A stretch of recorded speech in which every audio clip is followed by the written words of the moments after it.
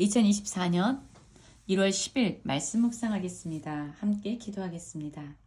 하나님, 이 세상의 어느 것과도 비교할 수 없는 크신 하나님을 우리가 알기 원합니다.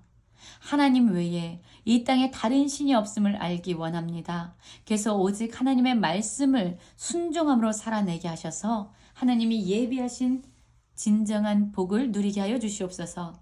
예수님 이름으로 기도했습니다. 아멘. 오늘의 말씀은 신명기 4장 32절부터 43절까지의 말씀입니다. 말씀을 함께 살펴보시기 전에 개인적으로 말씀을 꼭 읽으시고 묵상하는 시간 가지시기 바랍니다. 오늘은 비교할 수 없는 하나님에 대한 말씀이에요. 하나님은 이스라엘 백성들에게 이 세상의 어떤 형상으로든지 우상을 새겨 만들지 말고 그것을 섬기지 말라고 말씀하셨습니다. 왜냐하면 우리 인간이라는 존재는 눈에 보이지 않는 그러나 살아 역사하신 하나님을 믿고 그분을 섬기는 것보다 눈에 보여지는 것, 그것에 미혹당해서 우상을 섬기면서 스스로 탐욕의 노예로 살아가는 그 일을 얼마나 쉽게 선택하며 살아가는 존재인지 하나님은 아셨기 때문이죠. 그러면 우리가 어떻게 해야지 눈에 보여지는 우상을 섬기지 아니하고 이 세상에 신들에 미혹당하지 아니하고 오직 하나님만 섬길 수 있을까요? 바로 하나님이 얼마나 크신 분인지를 우리가 안다면, 이 세상의 어느 것과도 비교할 수 없는 크고 위대하신 하나님을 안다면 우리는 분명히 하나님을 섬기는 그 일을 선택하며 살아갈 수 있을 겁니다. 그래서 오늘 말씀에서 보면은요, 하나님이 얼마나 크고 위대하신 하나님이신지를 나타내 보여주고 있어요.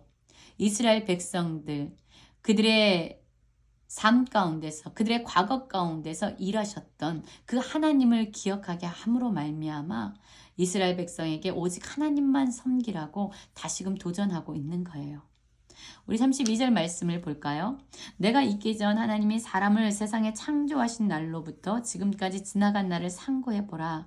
하늘 이 끝에서 저 끝까지 이런 큰 일이 있었느냐? 이런 일을 들은 적이 있었느냐?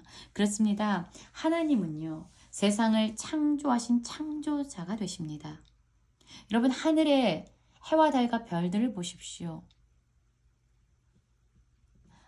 바다를 보십시오. 이 땅을 보십시오. 여러분, 하나님이 모든 것을 창조하셨습니다. 위대하신 하나님이세요. 살아계신 창조주가 되시는 분이 바로 우리 하나님이십니다. 그런데 이 창조주 되신 하나님은요, 멀리 계신 하나님이 아니에요.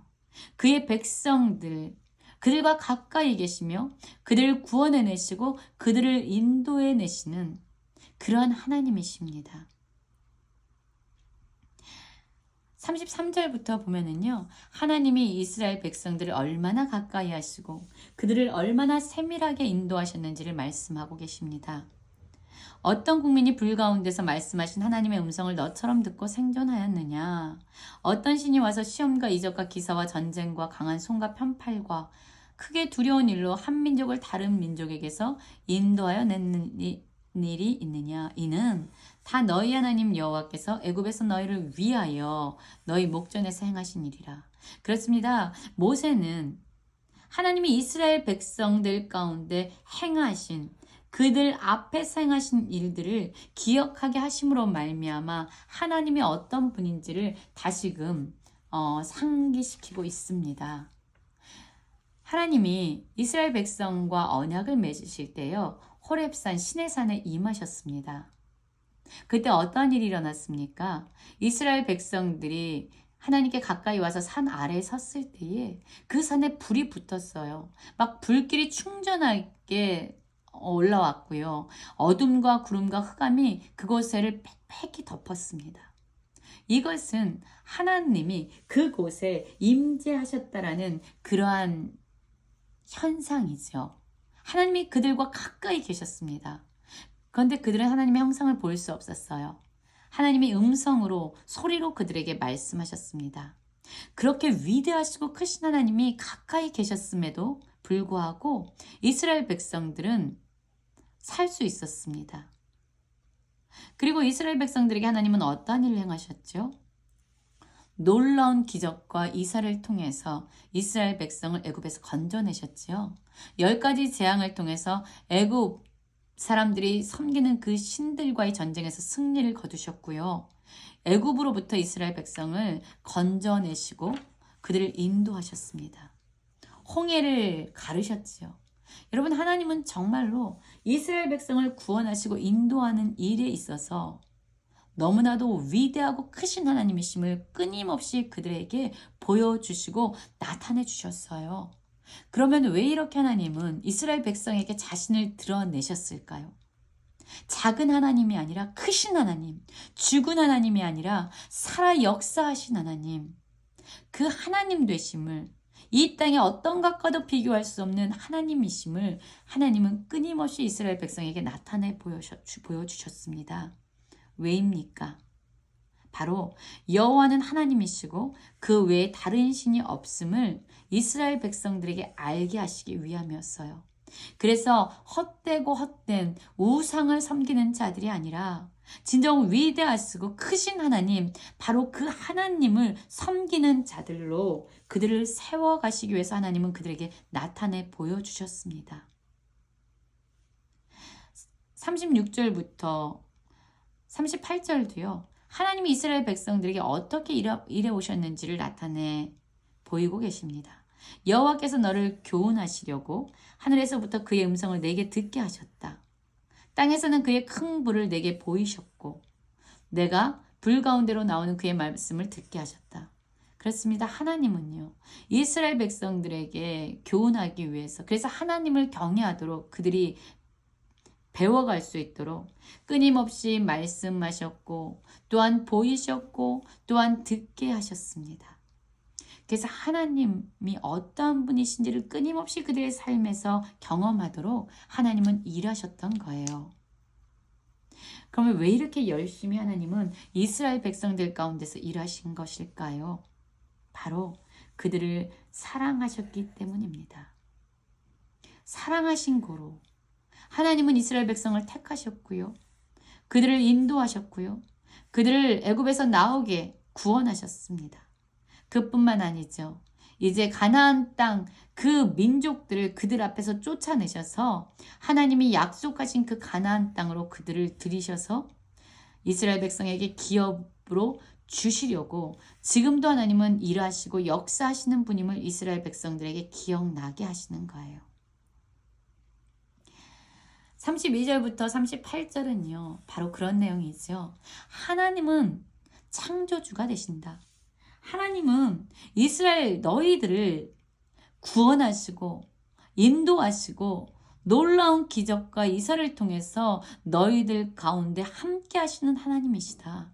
하나님은 말씀하여 주시고 그분이 어떠한 분인지를 보이심으로 말미암아 너희들이 진정 이 땅에 하나님 외에는 믿을 수 있는 분이 없음을, 다른 신이 없음을 너희들에게 나타내 알게 하시는 분이다.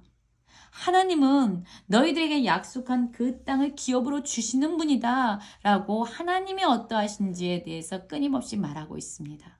그렇습니다. 우리가 하나님을 믿고 살아가기 위해서, 하나님의 말씀에 순종하기 위해서 먼저 해야 할 일이 있어요. 그 일은 바로 하나님이 누구이신지, 하나님이 어떤 분인지 아는 것입니다. 이 세상 어떤 것과도 비교할 수 없는 크신 하나님, 우리가 생각하는 것처럼 그렇게 작은 하나님이 아니라, 죽은 하나님이 아니라 크시고 살아 역사하신 하나님이심을, 우리의 삶 가운데 개입하시고 주관하시고 인도하시고 다스리신 하나님이심을 끊임없이 기억나게 하는 겁니다. 자, 이제 우리는 하나님이 어떠한 분인지 알게 되었습니다. 그러면 우리는 어떻게 해야 될까요? 39절부터 40절까지 우리가 어떻게 하나님께 반응하며 살아가야 되는지를 말씀해주고 있는 거예요. 그런즉 하나님이 얼마나 크고 놀라우신 분인지를 알았은즉이란 말이죠. 오늘 위로 하늘이나 아래로 땅에 오직 하나님은, 여호와는 하나님이시요 다른 신이 없는 줄로 알아 명심하고. 그렇습니다. 하나님을 알고 하나님이 누구인지 명심하는 일이 우리에게 필요합니다. 여러분 오늘도 우리가 하루를 살아갈 때 기억하셔야 되는 건 하나님이 도대체 어떤 분인지를 아는 거예요.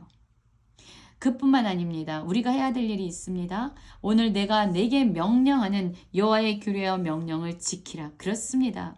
하나님이 진정 우리의 왕이 되시고 우리를 다스리시는 분임을 알 때에 우리가 해야 될 일은 그분의 말씀, 그분의 명령을 지키는 일입니다.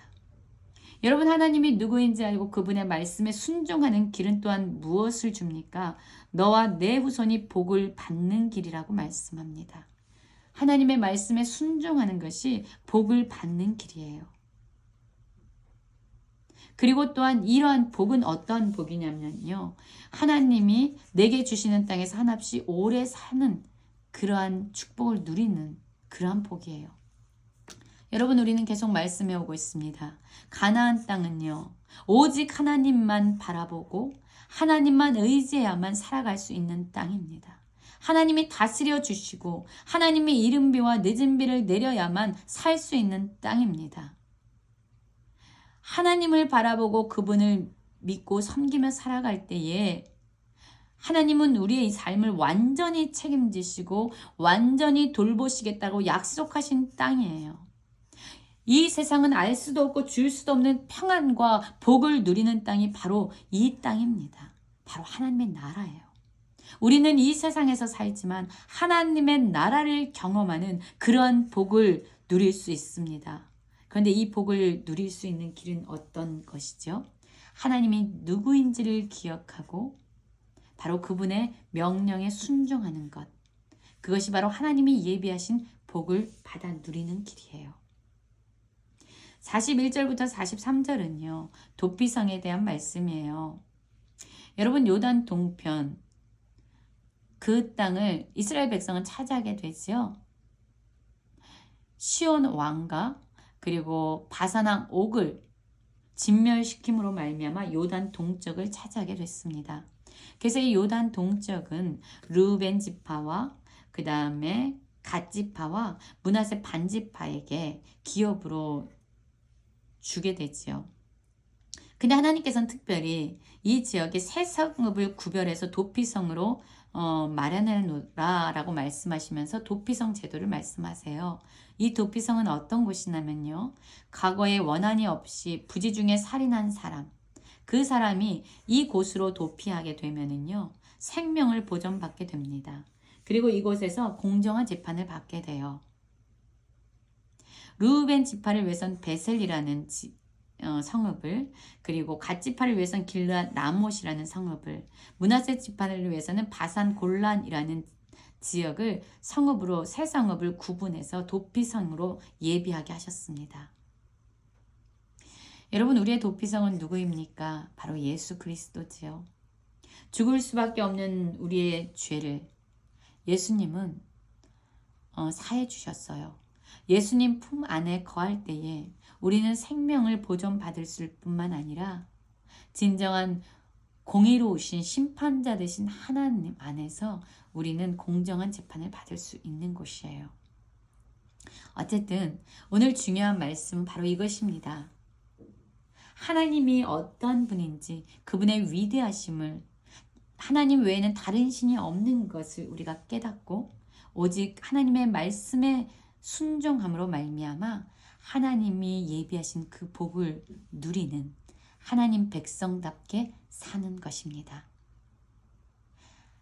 하나님의 말씀에 순종함으로 말미암아 하나님의 나라를 경험하며 하나님이 완전히 우리의 삶을 책임지시는 그러한 진정한 복을 누리는 모든 성도님들 되시길 간절히 기도합니다.